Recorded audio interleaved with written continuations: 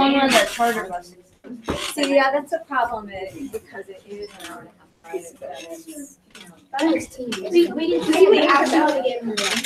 The problem is that we wouldn't be back until like 5 or something like that. They're like all for 2 buses. Come all sorts of. Oh, that's all that matters. Oh, true. Well, still, it's still we should do it on Friday. I rebuilt where my even later. Remember that once we are actually taping and starting, I want computers down unless you're coming up and. Okay, I know, but we haven't really started the session. Why? But we're not actually. Yep. Hi, can you hear us?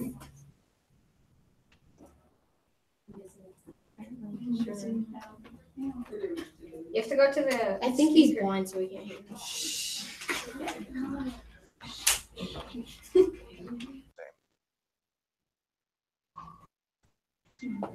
Can you hear us? I can. Morning. Good morning. Yeah, are we ready? I'm not sure if everything's a go right now. Go on my end. Okay. Well, welcome back. We're happy to have you. The students have been working on specific bills, and what they've done is kind of developed a stance on them, some talking points, why they agree or disagree with the bill, or rather support or don't support the bill. And they're going to tell you their stance, and they're eager for some feedback. I know you were also going to tell us a little bit more about the bill process. So. Yeah, exactly. So just so everybody knows where we're at in the session right now, we're at day 32 out of 60. So we're on the downhill slope heading towards the end of session. We've got floor action going on right now, which means the initial round of committee hearings is done. Bills are on the floor. They need to be passed off the floor by next Wednesday evening, Valentine's Day, actually. That's our next cutoff. And once bills pass, assuming they do, they head over to the other chamber. I know one of the bills on your list has already passed the Senate and was heard in the House yesterday, where it kind of starts the process all over again. And so, like I said, we're almost at that halfway part of the bill process. We're over halfway done in terms of the days. But there's also something called NTIB bills, necessary to implement the budget. So bills like 6203, the carbon tax bill, that has not passed out of the Senate Ways and Means Committee yet. However, because that bill has such a big fiscal impact, raising a bunch of taxes and a bunch of new revenue, that bill is designated necessary to implement the budget. So that bill's not really subject to the same cutoff dates that we've got. So a lot of the bills that are up right now and moving along on the big variety, like that carbon tax, they're not quite subject to the same rules and regulations that they impose for other regular lesser policy bills. And so that's where we're at right now. I know that we had a list of about 3 bills that we had discussed last time: the carbon tax, the reproductive parity, as well as the net neutrality issues. And so I'd welcome any thoughts on those bills or others, and we can talk about how to frame some of the pro and con statements about how to either improve them or what we like about them in their current form. So I turn it over to you guys to let me know what you think about some of the bills that you've been researching. Okay, so great. We are going to do that, but I know we do have one student who really wanted to ask a question last time and didn't have time. So it's kind of not a question. It's more of like an opinion. Okay. So I guess it's not a question from last time. It's still an opinion about his bill. So I guess we will start with him. Hello, my name is Pablo. I am working on Senate Bill 6203, the carbon tax bill. And I disagree with it because if companies do get taxed for using carbon, that will cause them to have to fire some people. or lower the workers' wages of each individual person. And this will be bad because citizens will lose money with their wages being deducted and having to pay more taxes because of using carbon with their cars. I think that's a really good point. That's part of the big discussion down here about this. Right now, you've got people on both sides of the aisle, Democrats and Republicans, that are trying to come up with their positions on this issue. And so I think this is probably, Brett, you brought up a really good point. So when you're looking at bills and you're looking at formulating your position on them and possibly testifying either as a lobbyist or as a stakeholder, really what I like to do is I like to look at it in two different pots, two different sections. Number one is, do I like the policy of the bill, just generally? Is this a direction that I think or we think, the client thinks that we should be going as a state for state policy? The second one is the mechanics of the bill. So you have the policy on one side, you have the mechanics of the bill on the other. So regardless of whether you like the policy or not, you have to dive into the weeds a little bit and figure out, okay, even if assuming I do like it, does it do what I want it to do? Number one. And number two is, if I don't like it, but I think it might pass, how do I make sure that it's actually workable and that we can deal with it? And so what you're getting to on your concerns are the overall policy of this bill. Do we really want as a state to go down the road of taxing companies for their pollution when it could have significant impacts, to your point, on their bottom line? You know, could it mean lower wages? Could it mean possible layoffs? Could it mean pass-through costs? By which I mean, you know, they might absorb the cost, but then pass it on to the consumer. You know, you, me, our families, as we try to pay for things. And so that's a really good point to bring up about all of these bills. Is number one threshold question is, do we agree with the policy? Do we think that this is generally heading in the right direction? And it sounds like we've got at least one person there that's concerned about that.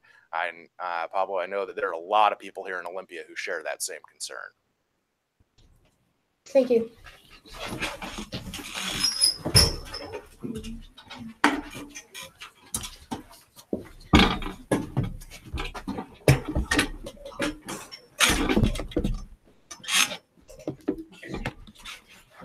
Hi, my name is Morgan. In my group and I have mixed feelings about Senate Bill 6203, which is about carbon tax. We agree that lines 29 to 9 on pages 6 and 7, where it explains who will be taxed, since I like that it applies to companies that profit off their carbon usage, but I don't like that gas will be taxed, even if it is only 9 cents more. Hi, my name is Taylor, and I also disagree with the taxing because if it is applied to the general public, adding more money to pay would negatively affect families who are already on the verge of poverty, including some of my close relatives. These consequences could range from something minor, such as not being able to pay for school sports, or something major like having their children grow up homeless. Obviously, some of the problems are worse than others, but it would be best if we were all prevented. Great. Thank you. I couldn't agree more. I think that this is, so when we're talking about 6203 and the carbon tax in general, what is the goal that the state is trying to accomplish here? Do we have a sense of that? Isn't it to prevent pollution? That's one of the stated goals. And so if we agree with that goal, we think that this bill does it the right way. So let's assume for the sake of argument that we agree that we should reduce pollution and reduce carbon emissions. Do we think that this bill is the right way of going about it? And what does this bill do? Well, it taxes emissions from the high polluting companies. That's going to have a pass-through effect. It's going to have a cost effect on, to your point, the regular families and regular working people of the state, because about a $10 per metric ton increase is about a 9 or 10 cent gas tax increase. And that means real money for real families. And so if we were to put together some talking points on that, I think that those are exactly the right kinds of concerns that we would be wanting to express. And I can tell you that the senators who are hearing this issue are hearing that loud and clear right now. That's one of their biggest concerns as well. What is this going to mean for your average family? And can that family afford it? I think that's really the question that they need to ask themselves. And so you guys are highlighting exactly what the issue is. Okay, thank you. Yep.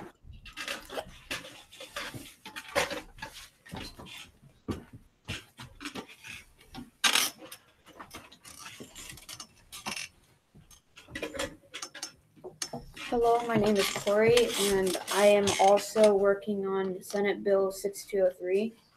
And I agree with some parts, but some parts I don't. Like the part that you pay the extra 9 cents a gallon. Why don't you just pay the $10 after you use the ton? Well, and so here we're getting into the mechanics of the bill again. So if you agree with the overall policy, then you dive into the mechanics of how it's going to work. And so the question that the legislators are asking themselves is, where along the line do we tax these events? What is the taxable event? Is it the initial pollutant or pollution by the company? Is it the initial use of fossil fuel just in general with the assumption of it being pollution? Does it come down to the individual, you, me, your moms and dads, when it comes to the gas tax? Those are all the questions that they need to figure out right now.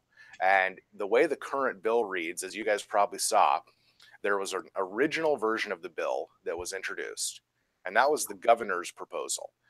And that proposal actually had a higher per metric ton fee on it of $20 that would go up annually based on a certain percentage. What the Senate committee did is they changed that and they lowered it from $20 to an initial $10 per metric ton. So that's going to reduce the gas tax impact. But what they do is they set a graduated increase up to an even higher mark of $30. So governor came in at 20. These guys started at 10, but have a scheme to get up to 30 over the next handful of years, which is going to lead directly to more of those taxes. And so to your question, to your point, one of the things that they're trying to do is figure out what kind of exemptions they can create or put into the bill that would get more people on board with this. And so, for instance, one of the provisions of the bill, there's about, I believe it's 50 something individual exemptions for certain companies. And not to pick on Boeing, but they're one of the big ones that gets an exemption in this. And part of the reason is, to the earlier point about wages and things like that, they don't want to impact a high employer, big time employer like Boeing too negatively. So they don't want to lose jobs. So the more you exempt on that side, the more companies, the more other people have to pay in order to reach the carbon reduction goals that are being set. And so all of these things are interplayed. And it sounds like the class and a few of you are really highlighting what this is going to mean for the individual person. And I think that's probably the biggest, most resonant factor, is how is this going to impact real people on the ground? Because it's fun and easy to talk about things in the abstract. Oh, we can charge X, Y, and Z on companies who can absorb it. But when you start getting down to the real impact on real families and real people, that's when folks really, really take a close look. So I appreciate the comments on that. If this passes in our state, do you think other states will follow the suit? I think that's really part of the goal here.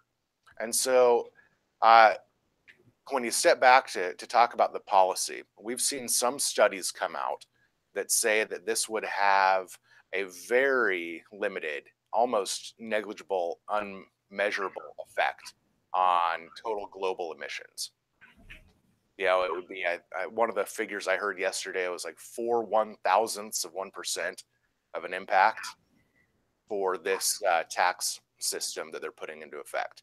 So if it's not going to really, in and of itself, affect the climate change or emissions rates worldwide, what's one of the other secondary goals? I think one of the other secondary goals that we've heard from our governor is that we want to be a leader on this issue. And if we step up and do it first and prove that companies aren't going to go out of business and people can still survive with this, then hopefully other states will follow suit and we'll be able to expand this whole concept nationwide. And then we could really make an impact. Because to your point, it's kind of difficult in one state to do it on your own. There's some issues that really you need buy-in from a lot of different states or even countries throughout the world to make a measurable impact. And this is one of those. And that's part of the discussion right now in Olympia is, does this bill have a good return on investment? For what we're paying, are we going to get enough of an impact? Or, to your question directly, is this just a matter of setting the stage for other states to follow suit? And that's one of the discussions that's going on right now. Would families just pay the extra 9 cents a gallon roughly, or is there like a separate tax after they pay for the gas, like later on in the month or week or something? Well, so working families are actually individuals are going to see the impact of this if it passes on a couple of different levels. Number one is the gas tax increase. Another way that they might feel this is through home heating costs.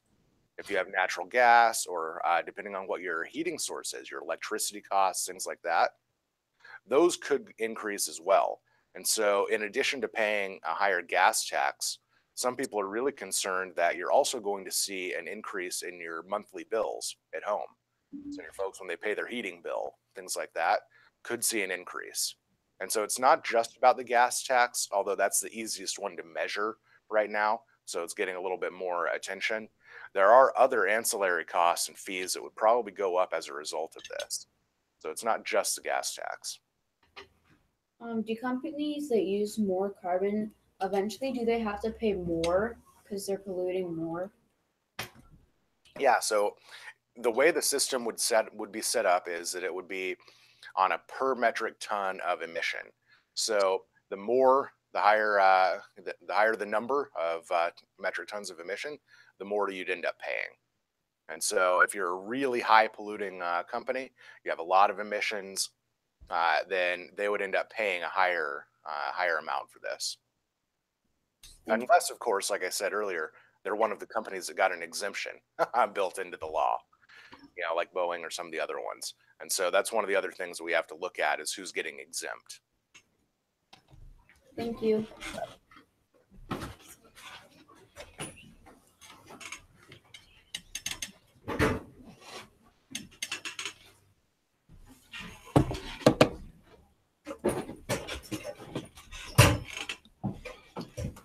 Hi, my name's Jaden.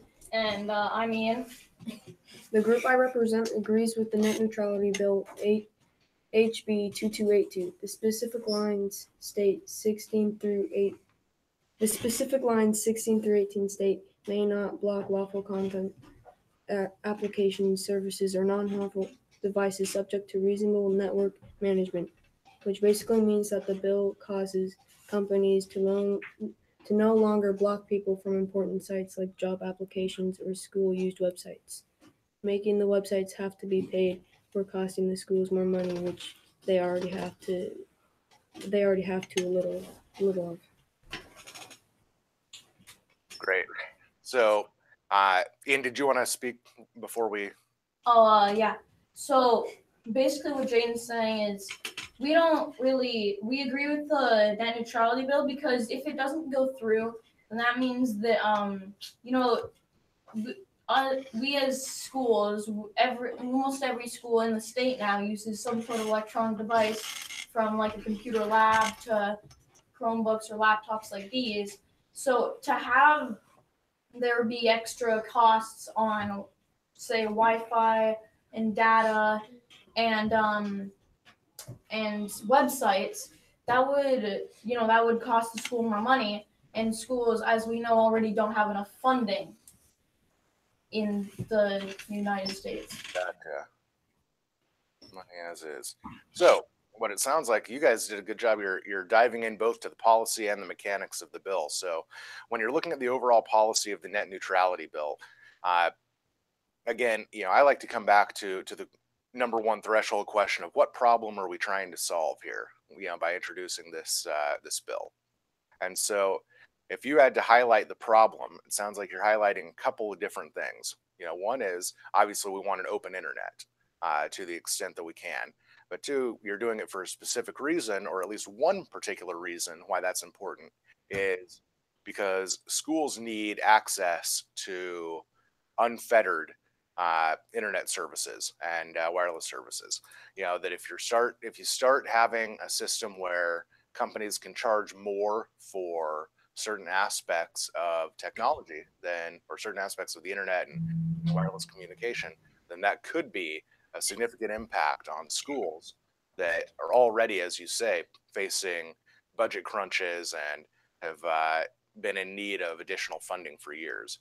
And so you guys are supporting the general policy of this because you're highlighting a specific area that would be impacted or could be impacted if the bill doesn't pass. And so I think that's a really good thing to highlight. Yeah, thank you.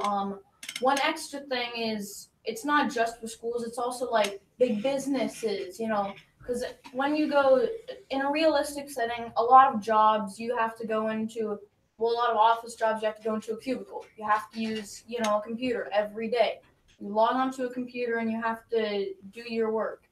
Like my mom and my dad, they both use computers at their work facilities. So it's not just schools, it's like everyone everywhere.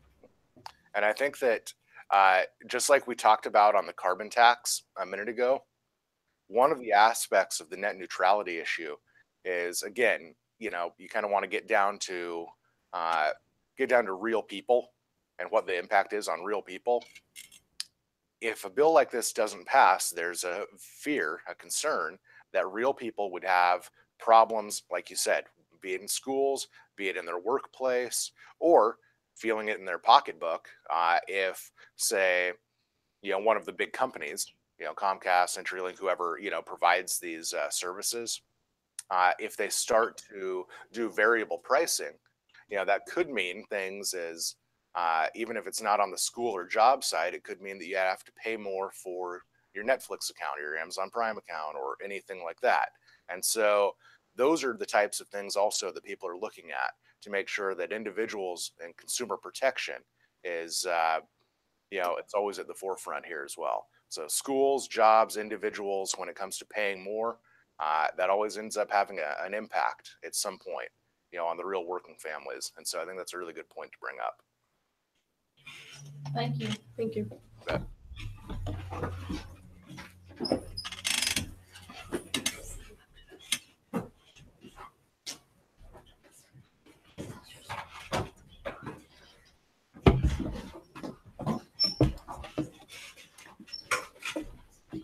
Hi, I'm Kenzie, and we agree with HB 2282, the net neutrality bill. In section 2, lines 8 through 11 says that the legislator finds that the practices covered by this chapter are matters vitally affecting the public interest for the purpose of applying the Consumer Protection Act. Hi, I'm Natalie, and we agree with this bill because it says that we are protecting people from harmful content on the internet. And should schools be in control of protection on the internet for their students? And should companies be in control of their employees' protection on the internet? Gosh, that kind of bleeds into what we were just talking about a little bit about the consumer protection aspect of this bill and looking out for the individuals who are using this and not having the content that they choose to look at be subjected to different rules based on somebody else's interpretation or ideas. And so I think that's going to be one of the big narratives of this bill moving forward. And so where are we with this bill? It's a good time to talk about that. So it's passed out of the policy committee in the House. It passed out of the fiscal committee, the House Appropriations Committee, and now it's in the Rules Committee, which is kind of the clearinghouse before bills are brought to the floor for a vote. So all bills kind of get stuffed into the Rules Committee, where they get pulled out either one at a time or on a big package pull. They yank a bunch of bills out to the floor where you can vote on them. And so 2282 is getting ready for floor action right now. And so that's a good thing to highlight, because this is part of the discussion now as it heads over potentially to the Senate for the next round of hearings, which could be as early as end of next week, first part of the week after, more likely. And so people are going to be asked to testify on this in front of the Senate, and they're going to want to know why. Why do real people, care about this? And so highlighting the consumer protection aspects and the ability for these guys not to charge for content based applications, things like that, is going to be one of the biggest parts of this bill. So I appreciate that. What exactly is the rules of committee, and could you explain it more? So the rules committee, I kind of think of it like a big funnel, where all the bills get thrown into to this funnel, and then they, on the bottom end, they get pulled out a few at a time, 1, 2, 3, sometimes 20 or 30 at a time. And it's like I said earlier, it's kind of the clearinghouse. So there are no amendments, there's no public testimony in the rules committee. It's just a place to put the bills before you decide which ones, and by you I mean them, before the leadership decides which ones they want to pull out to the floor for a full vote of the House or Senate chamber. And so whenever a bill gets out of committee, it goes into rules, into their policy committee. Like this bill started in the Technology and Economic Development Committee. Then from there, it passed to the Appropriations Committee, where that committee looked at the money aspect, the fiscal impact. From there, it was approved by that committee, sent to the Rules Committee. And so rules, like I said, again, is kind of the clearinghouse where all the bills get funneled into it, and then they come out a few at a time for floor action. And so, just to reiterate, there's no amendments, there's no opportunity to testify when a bill's in rules. It's just kind of sitting there waiting to be pulled out to the floor. Thank you.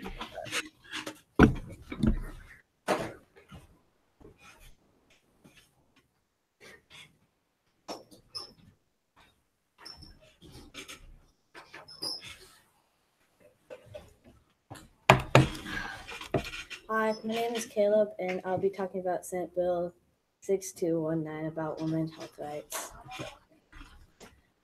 I disagree with the bill because I do not support abortion, so I cannot fully support this bill. Although having choices to have babies and being planned pregnancies, I cannot support this bill because I am against abortion. Page 3 lines 1 through 4, it says restrictions on abortion coverages interfere with a woman's personal private pregnancy decision making with his or her health and well-being of a constitutional protection right to safe and legal abortion care. I disagree with abortion being such an open choice and such a big option, and having it one of the first ideas that come to mind. Instead of having to think about it, it's really having to decide to do it.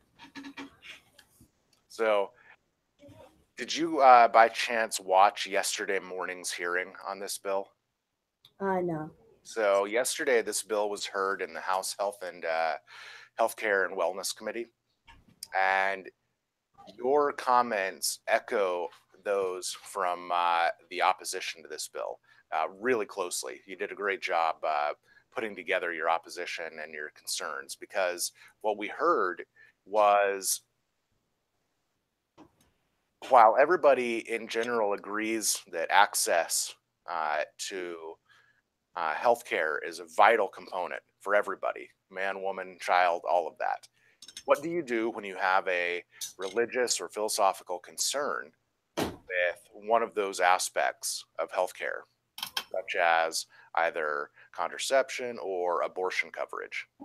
And what you heard from employers who were opposed to the bill is that they don't necessarily want to tell women what to do with their bodies or anything like that, but what they do want is they don't want to be forced as an employer to go against their own personal belief by offering abortion coverage.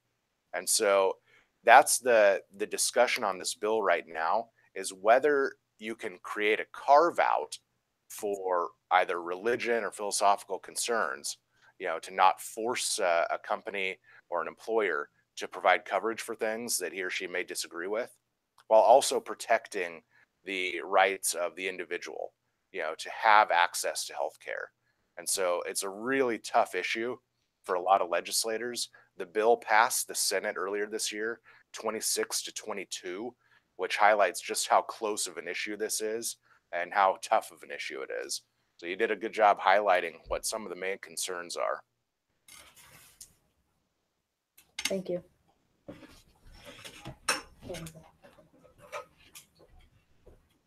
So are there any last things that you could tell us about what what's appropriate to say in committee and how we didn't watch that committee but we did watch testimony for a different committee. Yeah, so just in general, in the short time that we have left, I'll give you kind of the general overview of what a testimony looks like. Number one, good morning, Mr. or Madam Chair, members of the committee. Be sure to introduce yourself. My name is so-and-so, and I represent whatever group that you're there to represent. They really need to hear who you're there on behalf of. It's whether it's your personal self, a company, a trade association, things like that. Secondly, you're often going to have a very limited time frame, 2, 3, 4 minutes to speak. And so you have to be really concise and to the point about what you're saying. And again, to close with kind of how I opened this, when you're creating testimony, you do it on one of two main things. Is it the policy or the mechanics of the bill that you have issue with or that you want to comment on? If you like the policy, you want to make sure the mechanics work. If you're concerned about the policy, you only dive into the mechanics if you think it's going to pass, and then you want to make it as good as possible.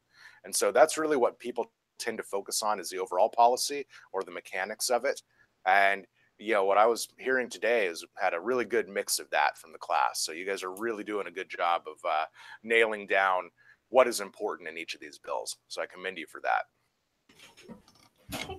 Well, thank you so much for coming again, everybody. Thank